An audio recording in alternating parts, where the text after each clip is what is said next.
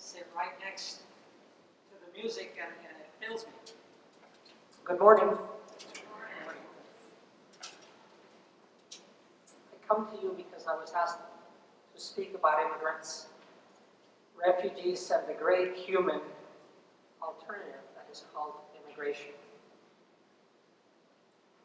We are a particular audience, and the message needs to reach us. And I come to you in weakness, and in fear, and in much trembling. I don't speak in lofty words of wisdom. For what human being knows what is truly human except the human spirit that is within you? When Paul wrote, he wrote to the different congregations what he felt they needed to hear. To the Romans, he wrote differently than to those in Ephesus. The Corinthians needed to hear a lot. The gospel writers also tailored their version of their experience and understanding of Jesus according to what the audiences needed to hear. Matthew, as we heard today, wrote to Christian Jews who felt doubly chosen by God. So I speak to you in what I have.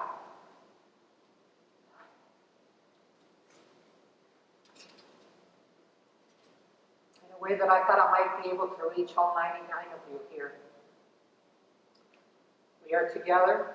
We woke up on a Sunday morning to feel part of what used to be called religio, a bonding of practices. All of us came today in the same practice. We wanted to be better.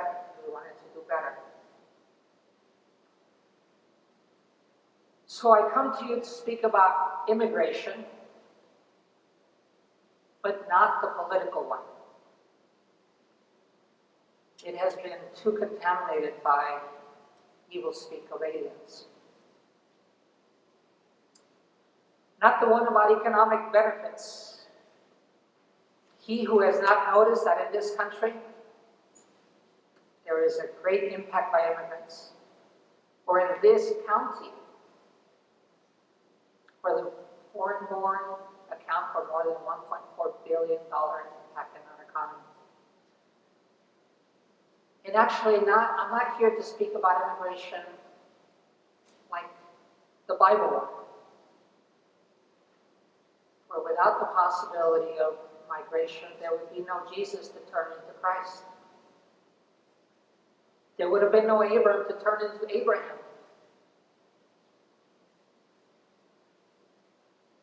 And actually, for Christianity's sake, there would have not been a Paul who had the privilege of traveling throughout the empire. Today I want to speak to you about the immigration of identity. The immigration that has a fluidity that we don't often acknowledge, and in fact we often forget. So I ask you this morning to think of your first American. The one that arrived here in the great wave of the early 1900s, perhaps your grandparents. Some of you, as I hear, it may be yours. You may be the first American for your family. For some of you, it might be that Irish, or the worthless Irish, the depraved ones that arrived here, the Jewish ones 100 years ago. You could have been yours could have been that first Methodist that came and eventually found the Duke. I don't know, but probably most of you have a first American thing. If you don't know, you should know. Because that first American arrived in this country when the borders were different, when the rules were different, when the context was very different than it is today. How was their ethnicity received? Were they even humans? Because 100 years ago, I can guarantee you, most of your arrivals were not worthy to come to this land. Whether they were pushed out by famine, or for lack of opportunity in their country, or just because they wanted to see God differently. They arrived. And the borders were different then.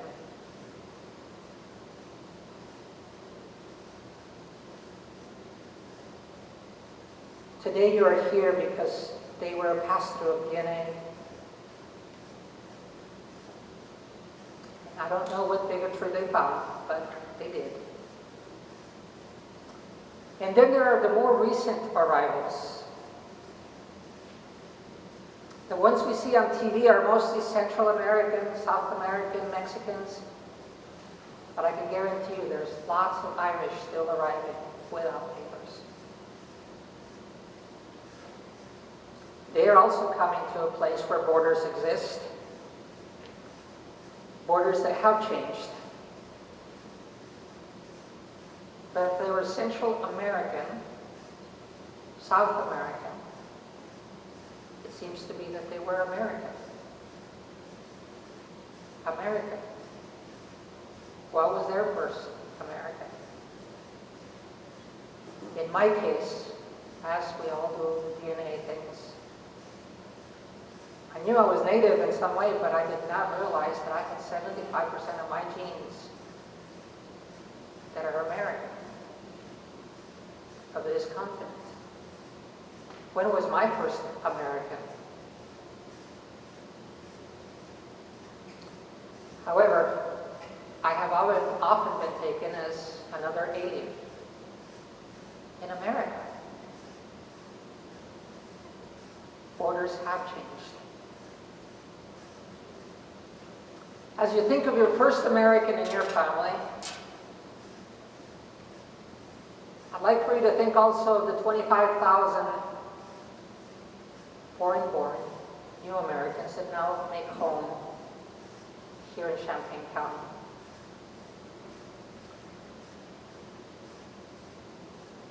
If you look at the demographic report that came out of the Y, a little over a year ago, we're going on 2 years now, we made a demographic report based on all the reliable as they can be.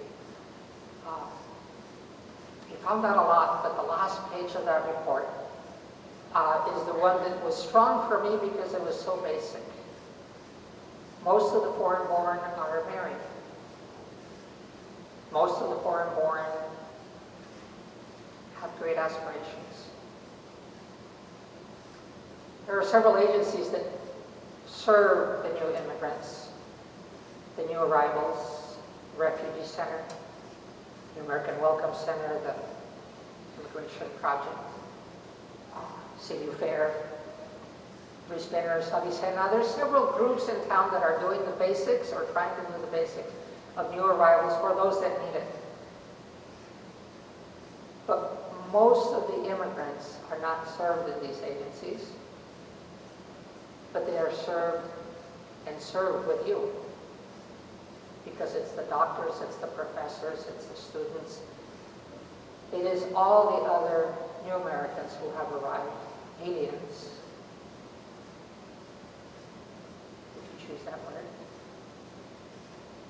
And many of them, yes, are from Spanish-speaking countries, like aliens in America. So I want to concentrate of the Champaign County and the country in which we live in.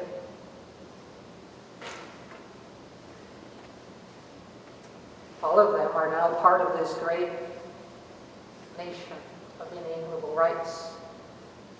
Remember, we hold these truths to be self-evident, that all men are created equal, and that they are endowed by their Creator, the one we've come to worship today, with certain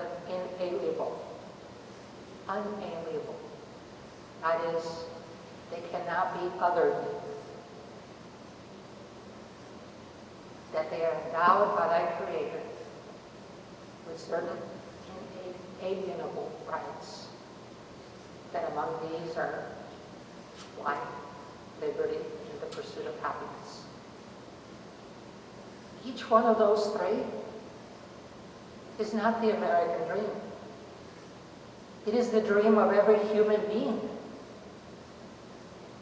We want life, liberty, just want to be happy. Is that other than you?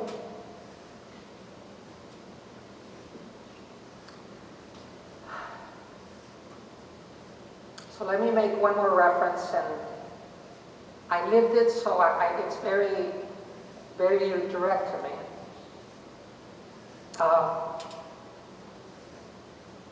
It was actually this week, February 2006.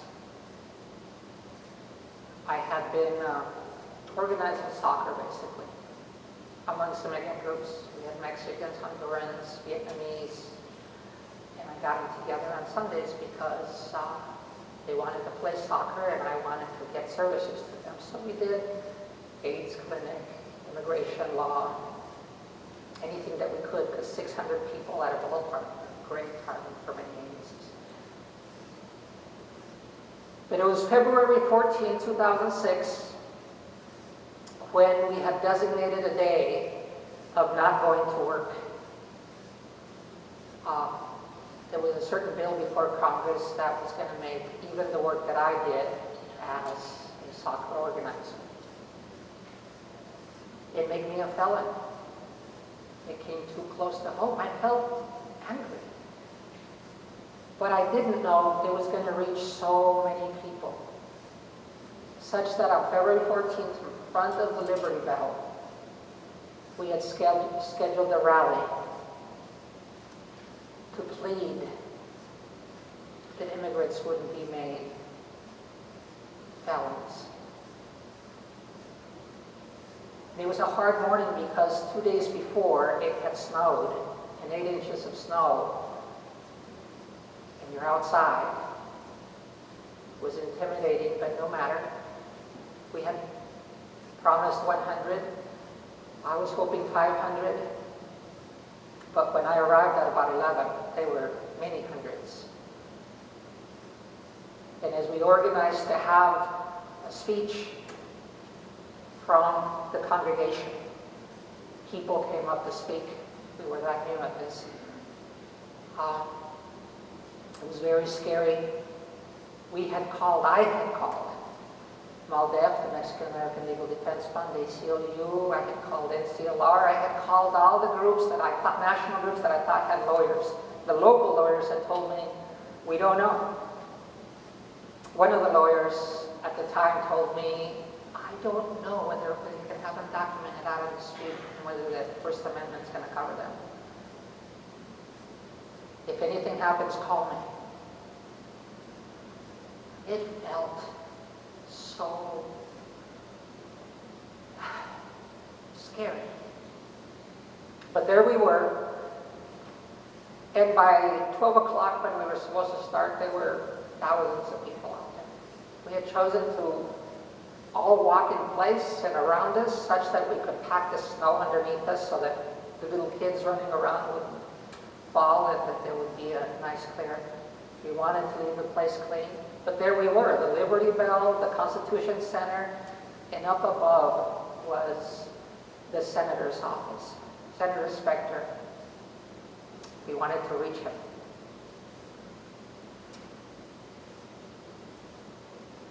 That same week, as coincidences are, I was at a meeting of the Passion Square Civic Association, a group very much like this one today. Perhaps half of it. 50 people were in the room trying to fight the casino that somebody wanted to put literally at the end of their street, Washington Street in Philadelphia. And those that were arranging the casino had just that week passed at the state level hurdle that basically said that the casino was approved by the state, the license was going to be, and the monies that were already prearranged, the zoning had happened, and that the casino was going to happen. And yes, all those feelings that you might have about a casino coming to your neighborhood came together in that meeting, and I heard them. And I heard them say, we're screwed. The government wants this, the politicians in Philadelphia want this, all the ones that have the money want this, and they've done it. What are we going to do afterwards? How are we going to handle all that bile that the casino will bring? And once again, I felt hurt. I felt hurt for this reason. In the room were professionals, retirees, students, professors.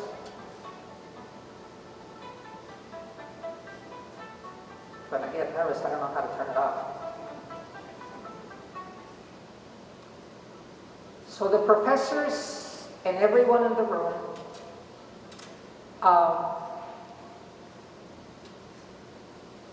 had basically given up.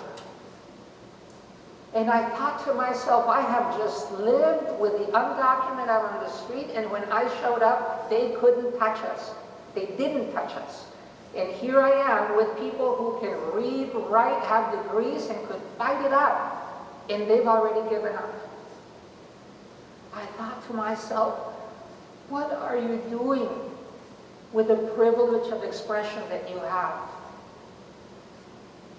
The immigrants came out on the streets because there was no other way to fight this evil proposal of law. The educated in the room did not use that privilege of knowing the language, of using their talents, and of using their privilege of being citizens to speak out. So it hurt. And I had to stand up before them too and remind them that their privilege of expression needed to be used.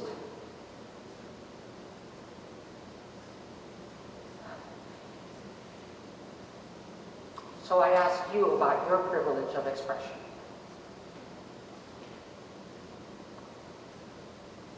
I don't like to dwell too much on the unaccompanied minors that are arriving here with sometimes no place to land. Like many other refugees arriving with just what they are wearing. If you were to leave right now and be transported to another country, how would you do it? Sometimes with no language skills, whatever money you have in your pocket, whatever papers and ID you might have on your person today. That does occur in our city, in our county. And yet, just because you land in a plane, and then you're stuck here because the government, our government, won't let you go out, it doesn't mean that they're less foreign born. So I ask you, with your privilege of expression, not only to speak out and to say what you can in whatever way of expression you have. Some of you are artists. Some of you are writers. Where is that letter to the editor? Where is that phone call? You have a phone, you have a language, you have the number. Yes, you also have a like finger. But I'm saying you have so much more.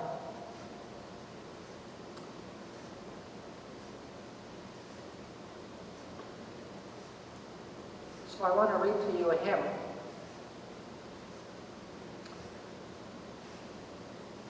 Says, do what is right. The day dawn is breaking, hailing a future of freedom and light. Angels above us are silent notes taking of every action. Do what is right. Do what is right, let the consequence follow.